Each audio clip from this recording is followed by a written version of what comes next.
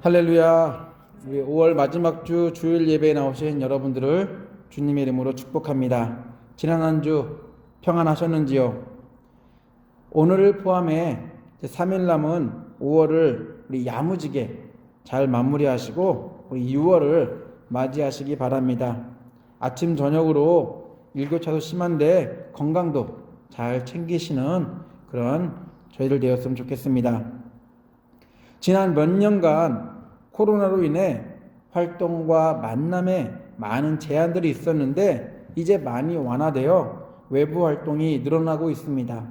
지난주 빅토리아 데이 때 피자를 주문해서 가족들과 공원에 나갔는데 공원 안 주차 자리가 없을 정도로 많은 사람들이 자유롭게 휴일을 즐기고 있었습니다. 바베큐를 해서 음식을 먹는 가족들, 공을 가지고 노는 아이들, 애완견과 함께 산책하는 사람들, 남녀노소 많은 사람들의 밝은 얼굴들을 보니 예전의 모습들이 원래대로 돌아온 것 같아서 너무 좋았습니다. 며칠 전 미국 텍사스 초등학교 안에서 총기 사건이 있었습니다. 학교에서 수업을 하던 어린아이 19명과 선생님 2분, 총 21명이 무차별하게 난사된 총에 의해 목숨을 잃었습니다. 졸린 눈으로 학교를 향하던 아이들의 모습이 마지막이 되었습니다. 학교에서 좋은 시간, 친구들하고 재미있는 시간을 보내고 오라고 한 말이 자녀와 나눈 마지막 대화가 되었습니다. 현재 슬픔 속에 있는 가족들은 물론 지역 공동체와 세계 곳곳의 사람들이 총기 사건에 대한 공포 속에서 빠져나오지 못하고 있습니다. 자녀를 둔 부모 입장에서 너무나 가슴 아픈 소식이었습니다. 더 이상 이런 무책임하고 무분별한 생명을 해야 하는 일들이 없었으면 좋겠습니다. 우크라이나 역시 전쟁 중에 있습니다. 매일 실시간으로 우크라이나에서 일어나는 비참한 소식들을 저희들은 접하고 있습니다. 우크라이나 전쟁으로 인해 세계 곳곳에서 식생활에 필요한 재료들을 구할 수 없어 많은 사람들이 먹고 사는 것과 관련되어 경제적인 위협을 받고 있습니다. 우크라이나 주변 나라뿐 아니라 세계 곳곳에서 혹시 일어날지 모르는 세계 대전이라는 끔찍한 것에 대하여 염려하고 두려워하고 있기도 합니다. 이 외에도 세계 곳곳에서 여러 가지 이유로 아픔과 고통과 슬픔 가운데 있는 수많은 사람들이 있습니다. 그들을 위해서 함께 중보 기도하기 원합니다. 눈물을 닦아주시고 아픈 곳을 어루만져 주시고 고통의 순간들이 지나가도록 도우시는 하나님의 손길이 그들 가운데, 그 지역 가운데 넘치도록 같이 기도해 주시기 바랍니다. 차갑고 비정함이 아닌 하나님의 따뜻함을 느낄 수 있는 세상이 될 수 있도록 계속해서 관심과 중보기도 부탁드립니다. 예수는 제자들과 함께 길을 가고 있었고 그들에게 말씀을 전하고 있었습니다. 또한 많은 사람들이 예수 앞에 모여들었습니다. 그래서 예수는 제자들을 포함해 예수 앞에 모여드는 사람들에게 잎사귀만 무성한 열매는 없는 그런 보여주는 종교인이 되지 말고 삶으로 실천하며 사는 사람들이 되라고 가르치고 계셨습니다. 예수의 가르침을 듣는 많은 사람들은 종교 지도자들과 다른 그런 예수의 이야기를 들으며 참 너무나 좋은 말씀이다라고 생각했습니다. 그랬기 때문에 누가 시키지도 않았는데 무리들은 예수를 선생으로 또한 주님으로 여기며 예수가 가는 곳 어디든 따라다녔습니다. 종교 지도자들과 정치 지도자들을 제외하고 예수가 전하는 말씀을 듣고 있던 사람들은 예수의 이야기에 대해서 고개를 끄덕이며 동의하는 아주 좋은 분위기 속에서 서로 대화가 오고 가고 있었습니다. 그렇게 좋았던 분위기가 예수의 한마디로 바뀌는 일이 일어나는데 바로 그것이 오늘 읽은 본문 내용입니다. 예수는 뜬금없이 나를 주님이라고 부르면서 왜 주님의 말씀에 순종하지 않느냐고 묻습니다. 예수는 순종하지 않는 측근들의 모습을 보고 질문을 하신 게 아닙니다. 하지만 예수는 질문을 통해 자신의 가르침을 마무리하려고, 이제는 우리가 글이 끝나면 마침표를 찍는 것처럼 예수의 가르침의 마침표를 이 질문을 통해서 하고 계셨습니다. 많은 가르침을, 많은 이야기를 해주셨던 예수는 듣기 좋은 이론만으로 그의 말씀이 마치지 않고, 또 이 말씀을 들은 또 올바른 행동들, 합당한 반응까지 있어야 된다는 것을 오늘 본문을 통해서 이야기를 하고 있습니다. 결국 말씀을 좋게 여긴다, 그냥 좋아 라고 끝나는 것이 아니라 좋다면 그 말씀을 가지고 세상 속에서 그 말씀대로 사는 것, 바로 이 결론까지 지으려고 예수님은 오늘 이 화제를 변환시키면서 사람들에게 이야기하고 있습니다. 예수의 가르침은 다른 종교들의 가르침처럼 듣고 괜찮네, 좋네, 이 정도로 끝나는 게 아니라 행동으로 실천되어야 빛을 발합니다. 예수의 말씀을 듣는 것도 중요하지만 삶 속에서 실천하지 않으면 그 가르침은 이론과 생각으로 끝날 뿐 인생의 변화는 절대로 일어나지 않습니다. 사람들은 자신들의 유익이 먼저이기에 손해를 입게 만드는 어떠한 행동도 하고 싶어 하지 않습니다. 아무리 훌륭한 좋은 내용이라 할지라도 인생의 변화, 새롭게 변화되는 그러한 선택을 섣불리 하려고 하지 않습니다. 예수는 이러한 사람들의 마음을 너무나 잘 아셨기에 많은 이야기, 많은 교훈, 많은 말씀을 하신 뒤에 너희들이 내가 말하는 걸 듣고 좋게 여기면서 나를 선생으로, 또한 주님으로 여긴다면 나의 가르침을 듣고 좋다로 끝나는 게 아니라 생활 속에서 실천하는 모습이 필요하다라고, 이 말씀을 하기 위해서 오늘 46절에 질문을 던지고 있습니다. 너희는 나를 불러 주여 주여 하면서도 어찌하여 내가 말하는 것을 행하지 아니하느냐. 예수의 가르침은 그냥 종교 지도자의 교훈이 아닙니다. 예수의 가르침은 철학자의 깨달음도 아닙니다.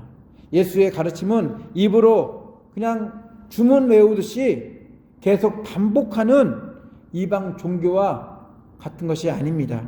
예수의 가르침은 행동이 수반되어야 하는, 깨달음에 합당한 반응이 필수적으로 동반되어야 하는 그런 가르침입니다.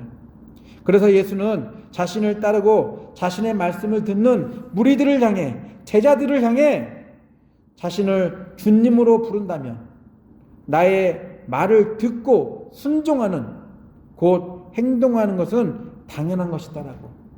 만약에 그렇지 않다면 말로만 예수를 선생으로, 주님으로 인정하는 것이지 진짜 주님으로 인정하지 않는 것이다라는 것을 오늘 질문을 던지면서 그 대답을 깨닫도록 하고 있습니다. 예수 당시 선생과 제자, 주인과 종의 관계는 현재 저희들이 생각하는 그 관계 이상입니다. 선생과 제자의 관계는 지금도 존재하지만 주인과 종의 관계는 인권 문제로 더 이상 사용할 수 없는 표현입니다. 주인과 종이라는 표현을 가급적인 쓰진 않지만 생활 속에서 드러나는 상하관계, 또한 사회적 지위, 서열, 그 속에 나타나는 주종관계는 여전히 존재하고 있고, 그것 때문에 많은 사람들을 힘들게 하고 지치게 하기도 합니다. 없다고 하지만 여전히 존재하는 그런 관계를 우리가 지금 가지고 있습니다. 지금 선생과 제자의 관계는 학위나 학문을 위한 관계일 뿐일 것입니다. 그러나 예수 당시 선생과 제자의 관계는 단순히 지식 전달, 알고 있는 것을 알려주는 그런 관계가 아니라 선생의 인생과 삶을 교감하는 그런 관계였습니다. 제자들이 선생의 인성, 삶을 보고 배우며 똑같이 따라할 때 비로소 제자라 불릴 수 있었습니다. 학위만 받고 끝나는 게 아니라 선생처럼 살아야지 제자가 될 수 있었던 시대였습니다. 당시 주님이라, 주인이라 부릴 수 있는 사람은 단 한 명이었습니다. 로마 황제가 로마의 통치 속에 살고 있는 백성들의 주님이었습니다. 백성들의 생명을 보호해주고 지켜줄 수 있는 주인은 로마 황제뿐이었습니다. 주님이라는 호칭이 황제 외에 다른 사람에게 쓰여질 수 없었습니다. 그 와중에도 예수를 주님이라, 주인이라 부른다는 이유 때문에 많은 그리스도인들은 로마 정부로부터 황제의 이름으로 핍박과 박해를 받았다는 것을 저희들은 너무나 잘 알고 있습니다.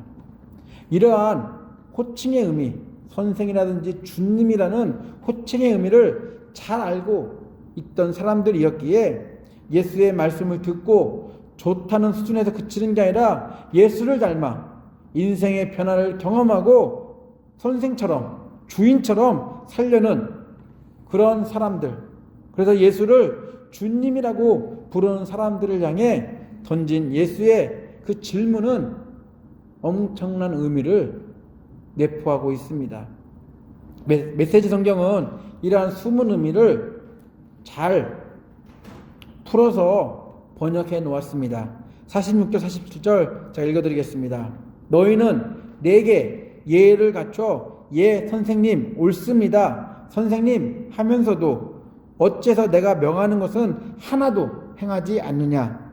내가 너희에게 하는 이 말은 너희 삶에 덧붙이는 장식이나 너희 생활 수준을 높여주는 리모델링 같은 것이 아니다. 내 말은 주춧돌과 같아서 너희는 내 말 위에 인생을 지어야 한다. 예수는 이 주인의 말씀을 듣고 순종하는, 행동하는 그것들의 설명을 돕기 위해 두 사람의 부류를 등장시키고 있습니다. 두 사람은 바로 집을 짓는 목수입니다. 많은 그리스도인들이 오늘 본문을 읽으면서 지어질 집 모양과 예쁘게 꾸며질 집안 내부에 관심을 두고 있습니다. 분명 틀린 접근은 아니겠지만 본문의 의미는 집을 짓는 행위 참 중요하고 어떻게 꾸미는 거 참 필요하지만 더 필요하고 더 중요한 건 우리가 놓치지 말아야 할 것이 있다면 그것은 어디에 기반을 두고 집을 짓느냐입니다. 예수는 집을 짓는 사람을 언급하며 멋지게 집이 완성되었다 할지라도 집의 기초가 잘못되면 한순간에 무너지고 만다는 경고의 메시지를 이 비유를 통해서 하고 있습니다. 잘못된 가르침을 기반으로 행동을 한다면 잘못된 열매를 맺을 수밖에 없습니다. 올바른 가르침을 받았다 할지라도 이 가르침의 기초를 두지 않고 자신의 기준에 맞춰 행동한다면 또 열심을 낸다면 분명 엉뚱한 결과를 맺을 수밖에 없습니다. 저희들은 이러한 경우들을 그동안 수없이 많이 듣고 보았습니다. 행동은 예수가 말씀하시는 이 행동들은 예수가 전한 말씀 안에서 이루어져야 합니다. 행동은 말씀의 기초에서 진행되어야 합니다. 막무가내식으로 자신의 깨달음대로 반응하는 것이 올바른 행동이 아닙니다. 분위기와 감정의 근거에 행동하는 것도 분명히 잘못된 것입니다. 예수가 기대하는 주님이라고 부르면서 왜 내 말을 듣지 않냐고 질문하신 뒤에 주인의 말씀을 들어야 한다고 말씀하면서 비유를 들어서 목수 이야기를 집을 짓는 그 비유를 들어서 설명하면서 예수가 하고 싶은 이야기는 말씀의 근거를 두고 그 위에 믿음의 집을 짓는 일이 필요하다는 것을 말씀해 주고 있습니다. 저희들 사는 동안 예수를 만났다면 예수 위에 내가 그동안 갈고 닦은 인생의 경험, 지식, 이론, 그것들이 아닌 예수 위에 나를 죽음에서 구원해 주시고 영원한 생명을 주신 예수 위에 변화된 인생의 집, 믿음의 집을 지어야 합니다. 내가 원하는 집이 아닌 주님이 원하시는 집을 지어야 합니다. 그래야만 어떠한 세상의 유혹에도 이겨낼 수 있고 버텨낼 수 있습니다.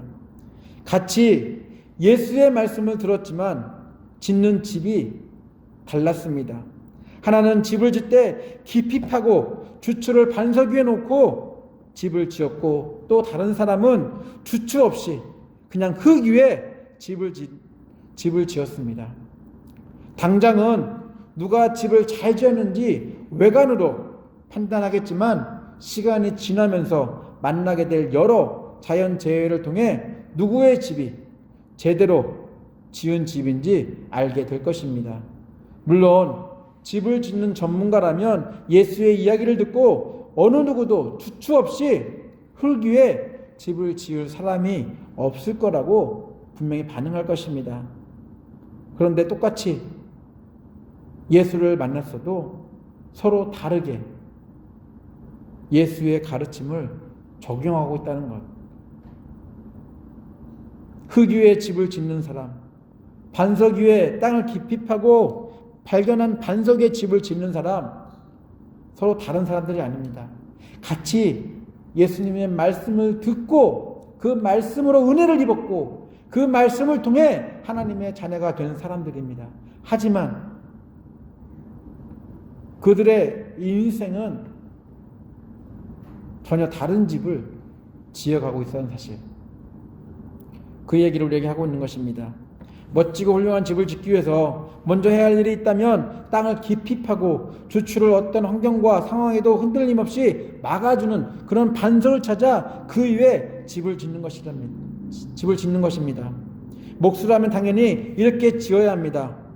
최근에 사람들의 안전이 아닌 돈을 아끼려고, 돈을 더 벌려고 부실공사를 하는 이야기들을 저희들은 알고 있습니다. 실제로 그러한 일들이 우리 주변에서 일어나고 있습니다.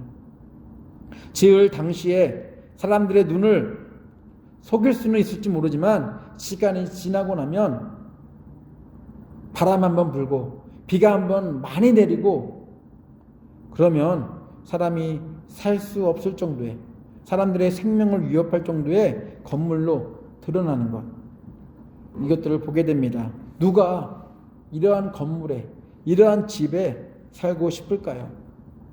저희들은 목수가 아니지만 집을 짓는 게 그렇게 쉬운 것이 아닌 것을 너무 잘 알고 있습니다. 기후변화로 많은 자연재해들을 경험하고 있기에 좋은 재료와 제대로 된 기초공사를 통해 더 튼튼하고 안전한 집을 지으려고 합니다. 전문가들은 자신들이 가진 전문 지식을 통해 문제가 없는, 하자가 없는 집을 지으려고 합니다. 지진이 있는 곳에서는 언제 일어날지 모르는 지진에 대비한 설계가 필요합니다. 비가 많이 내리고 습한 곳에서는 그러한 기후 상황에 맞는 집을 지어야 합니다. 목수라면 전문가이고 전문가라면 그에 맞는 설계와 건축을 해야 할 것입니다. 우리 메시지 성경은 예수가 왜 이렇게 비유하셨는지, 왜 목수의 이야기를 통해서 어디 위에 집을 짓는 것이 우리에게 필요한 것인지를 쉽게 풀어서 놓았습니다. 48절로 49절입니다. 너희가 내 말을 너희 삶으로 실천하면 너희는 땅을 깊이 파서 반석 위에 집에 기초를 놓은 현명한 목수와 같다. 강둑이 터져 강물이 들이쳐도 그 집은 꿈쩍도 하지 않는다. 오래가도록 지어진 집이기 때문이다. 그러나 너희가 내 말을 성경 공부할 때만 사용하고 삶으로 실천하지 않는다면 너희는 주춧돌을 생략하고 집을 지은 미련한 목수와 같다. 강물이 불어 집에 들이치자 그 집은 맥없이 무너지고 말았다. 완전히 유실되고 말았다. 예수의 가르침을 듣고 저희들은 믿음의 집을 짓는 사람들입니다. 예수의 지적처럼 믿음의 집은 말씀을 듣고 좋다로 끝나는 것이 아닙니다. 인생이 변화되었다면 세상에서 추구하는 것들로 집을 짓는 게 아니라 말씀 안에서 예수 그리스도가 하신 그 말씀 안에서 믿음의 집을 지어야 합니다. 예수는 믿음의 집을 지으라고 분명히 말로만 하는 게 아니라 믿음의 집을 세상 속에 나아가서 지으라고 행동하라고 요구하고 있습니다.